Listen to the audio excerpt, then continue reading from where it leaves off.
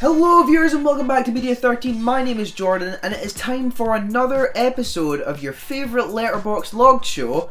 It's Last Month I Watched! Now for those of you unaware, this is the monthly Letterboxd logged show in which I take a look back at everything I watched from the month before, give a couple little thoughts and then move on. We are in the second year of doing this now, so if you haven't still got the gist, there isn't a lot of hope for you. January brought some highs and some lows, so without further ado, let's just get straight into things. It's going to be a bit all over the place because I am sort of rushing through the filming for this. Jumping straight into things, on the 1st of January we started things off with Orphan. Now this is a horror movie that I've always meant to get into, never got around to it until recently, obviously, and I enjoyed it. I thought it was a pretty well built horror film. I gave it a 4-star. I thought it was pretty well structured, not a whole lot to say about it that was negative. Moving on to the 2nd, I then followed it up with its sequel, Orphan First Kill, which released in 2022. Orphan First Kill is a somewhat rare example of a sequel actually done well. I actually really enjoyed this sequel, narrowly edging out the first film. However, I also gave it a 4-star because I didn't think it was that deserving of a 4.5, but I still really enjoyed it. On the 3rd, I watched The Babysitter, which is a Netflix horror movie and one that is a bit of a guilty pleasure for me. Yes, that may or may not be because Samara Weaving is the lead role. That's not important. I like The Babysitter. It's a very campy horror movie. It knows how self-aware it has to be. It is very over the top and goofy at times, which I appreciate. I like when horror films like this at times just let themselves loose. They're a bit of an insane acid trip, and I appreciate it. But yeah, I gave it 3 stars, and then on the 4th, the day after that, so we're keeping on with the trend of a movie a day, we watched The Babysitter Killer Queen, the sequel to this movie, released in 2020. Those of you may remember this had a nomination at the Media 13 Awards in 2021. I can't remember what it was nominated for. Maybe most surprising? I don't know. But I enjoy this one a lot. It is better than the original by miles. Also has Jenna Ortega in it, which slipped my mind until this rewatch. I gave it 4 stars. I like this one a lot. And at this point in the month, you can probably tell that it's very horror orientated, and I'm really in my man I love horror phase. Like, there is just nothing that is stopping me. So on the 5th, we started Wrong Turn. Now this starts the trend of a very depressing cycle for me on the next few days. So on the 5th, I watched the first Wrong Turn movie, and I gave it 3 stars, and I knew as early as this that I was in for a rough fucking ride. I can only compare it to an experience like the I Spit on Your Grave movies, obviously with not as heavy a subject matter. But the mistake I made with these movies is I continued these ones. So I took a few days away from it, and on the 8th I watched Wrong Turn 2 Dead End. Now, this one, it's not as good. I gave it 2.5 stars. It seems like a bit of an unpopular opinion. I think people prefer this one over the original, which, whatever you're into, I guess. There's no right or wrong answer with film. Also on the 8th, I watched Wrong Turn 3 Left for Dead, because if you haven't figured out what the synopsis or the idea of these films are, characters are left for dead, and clearly people didn't get that, so they had to make it obvious for the 3rd film. Thinking that they would make something like that obvious, they'd also take the time to make it a good film. They didn't. I gave it a 2-star. On the 9th, we watched Wrong Turn 4 Bloody Beginnings. Lo and behold, I don't think this is a prequel. I think it takes place after the rest of them, so the beginnings thing's just, out the fucking window. I gave this one 1 star.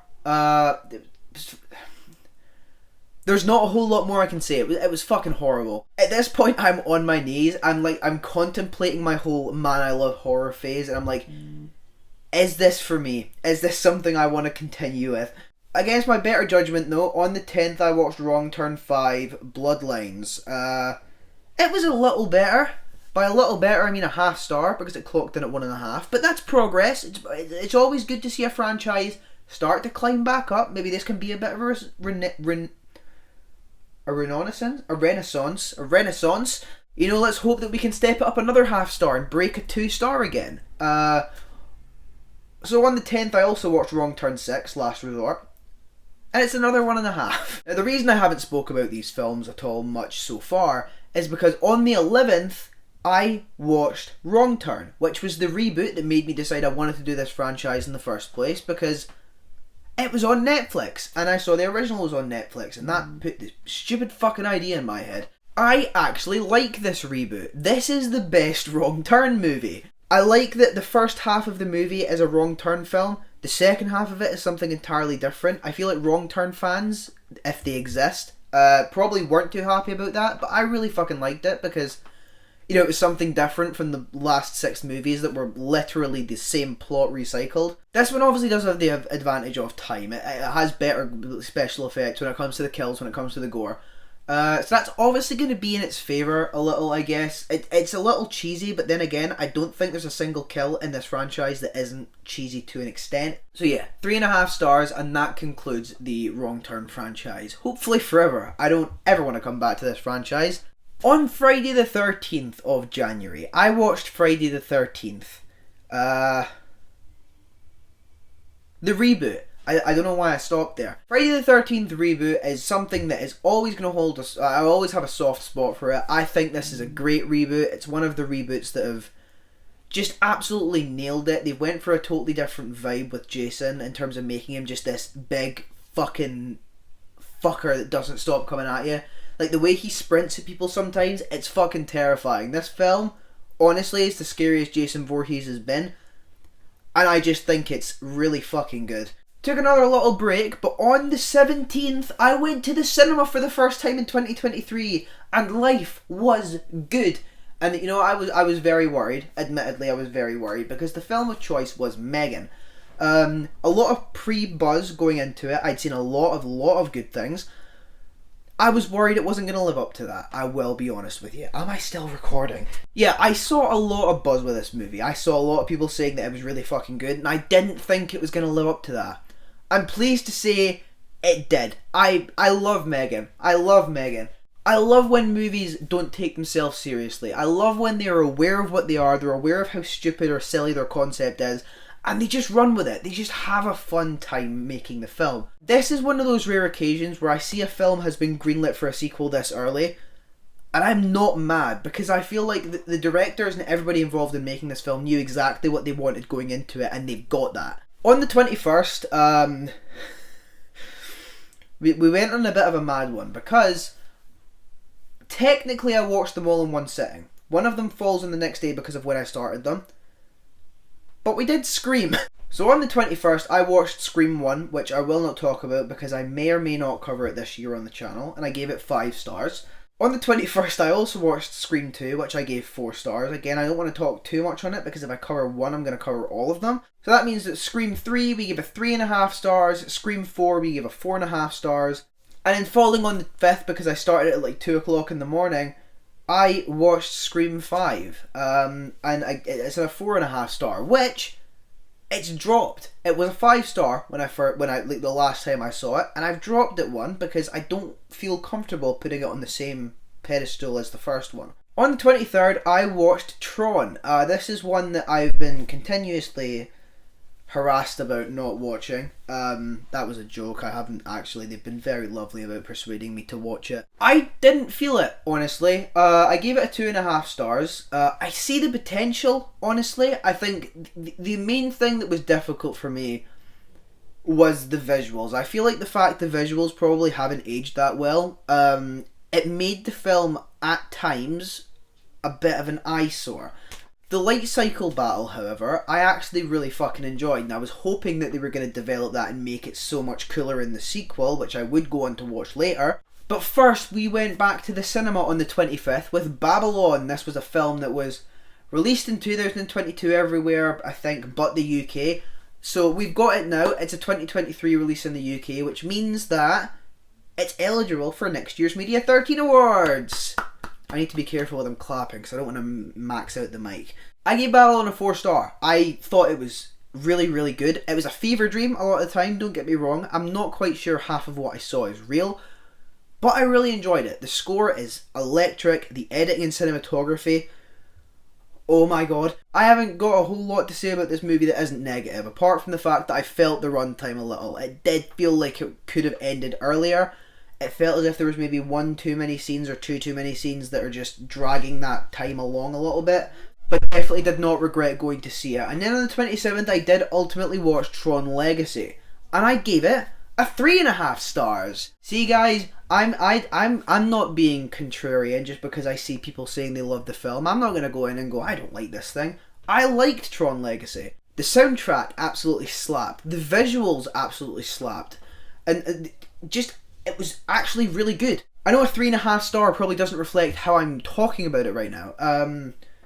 Honestly, it's probably just down to the fact that I'm not much of a sci-fi guy. I mean, Star Wars is a weird outlier as is. I'm not quite sure how that happened. But Tron Legacy, I enjoyed it. I do think it's almost representative of this era where Disney weren't afraid to do the more out of style thing or the more random thing, and it works here. I think it does work. I feel like when I told people that part of my opinion on it, it was taken as negative when it really isn't. I appreciate it and I wish Disney would go back to this sort of thing. But yeah, I've ranted on it too long. I enjoyed it. Let's move on. Moving on to the 29th, I watched Sick, which is a horror movie written by the same person that wrote Scream, Kevin Williamson. And based on that fact, I had a lot of expectations going into this one. 2023 release, which means it's eligible for the 2023 Media 13 Awards. Technically, it doesn't have a UK release date yet. We don't need to talk about that. We don't. I was let down. I will be honest with you. I think there's an interesting idea there. I think there's interesting parts of the film. There are good parts of the film, but overall, it's a bit of a letdown. I can't lie. The movie just feels like a bunch of missed opportunities. Like the antagonist, I feel like the motive just comes out of nowhere, and it's very. I don't want to say it's stupid, but it's hard to think of a different word.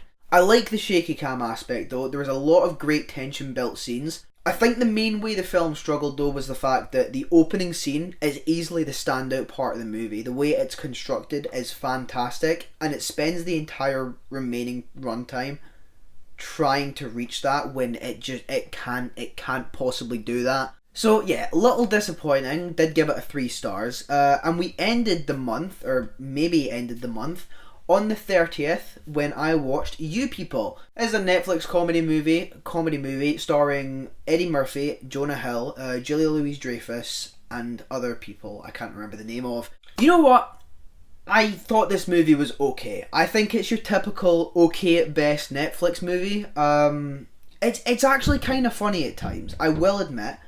Obviously, it's not my place to tell you whether the messages or themes conveyed in this movie work or if they're conveyed well. I will say the two standout aspects of the movie were Eddie Murphy and Julia Louis-Dreyfus. I think the minute they're introduced as characters, the film picks up. I think Jonah Hill's okay.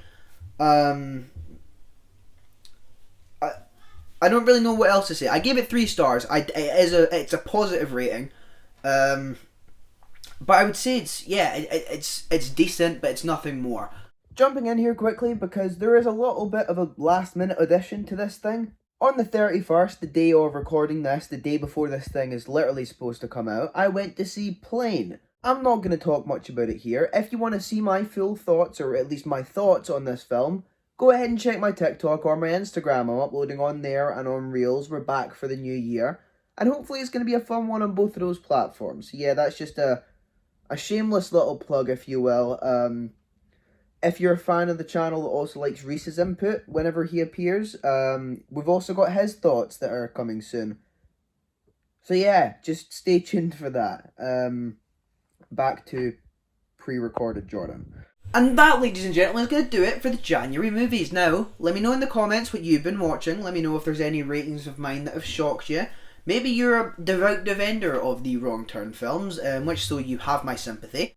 But if you've enjoyed this episode of everyone's favourite Letterboxd log show last month I watched, it's on the shirt, people. You can actually buy this if you're feeling stupid enough. But be sure to like the video. It lets me know I'm doing something right with the content, and it also helps me be seen more in the algorithm. I think. I'm still not entirely sure that's how it works. Also be sure to subscribe if you're new. I upload new last month I watched on the 1st of every month, and I also try to upload in between that. Thank you for a massive January. The view count on the award shows was amazing, and I really, really appreciate it. Hopefully you're still sticking around. Hopefully you're here from the award shows.